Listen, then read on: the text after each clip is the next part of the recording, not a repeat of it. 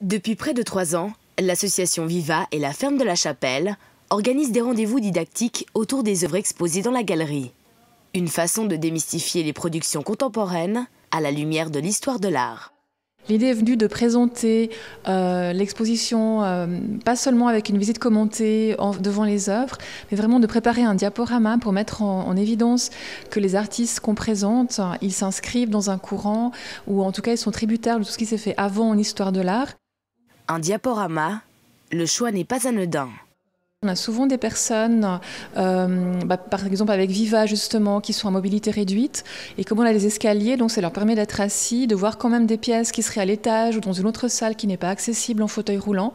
Et de cette manière, ils voient quand même des œuvres de l'exposition et ils ne sont pas limités par leur mobilité. Mardi 26 février, les membres de l'association Viva ont ainsi pu découvrir les œuvres de l'artiste peintre Ariane Monod et de la sculptrice Chantal Carrel.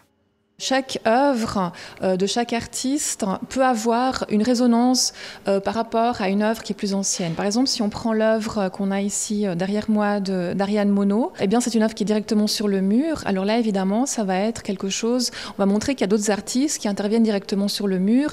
Il y a le problème d'œuvres éphémères. Si on a des œuvres comme celle qui est dans la première salle, qui est une énorme pièce de 9 mètres de long dans les tons bleus, eh bien évidemment, ça rappelle les nymphéas de Monet. Alors je vais expliquer un petit peu ce que sont les nymphéas de Monet, l'impressionnisme, etc. Les pièces d'Ariane Monod sont des pièces très géométriques qui ont quelque chose à voir avec l'art conceptuel. Donc voilà, on va expliquer un peu ce qu'est l'art conceptuel, etc. Donc en fait, en fonction des œuvres qu'on a, on va montrer d'autres œuvres et puis simplement mettre en parallèle et montrer qu'il y a des concordances et qu'il y a un fil conducteur tout au long de l'histoire de l'art qui fait qu'aujourd'hui les artistes font tel ou tel travail.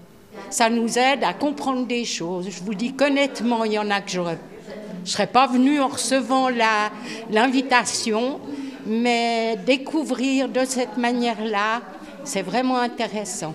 À fur et à mesure que les gens viennent à ces présentations, ils commencent à connaître de plus en plus et ils osent aussi parler de l'art. Et ça, c'est très important pour nous, c'est qu'on puisse s'approprier de l'art et de la culture et en parler et puis l'apprécier de plus en plus. L'exposition regroupe des créations réalisées expressément pour l'occasion, mais également des œuvres plus anciennes des artistes. Il y a des pièces de Chantal Carrel qui ont été vues l'été passé à la piscine de Lancy, dans le cadre de l'exposition des sculpteurs de Genève. Donc c'est les nymphéas fragments, qui sont des grandes pièces bleu-vert, qu'ici on a un peu dispersées dans la galerie. L'exposition est à visiter jusqu'au 24 mars à la galerie de la Ferme de la Chapelle. La prochaine visite commentée, organisée en collaboration avec l'association Viva, aura lieu le 16 avril. Alors je souhaite à tous les Lancéens qui disent s'ennuyer chez eux de rejoindre cette équipe, c'est formidable.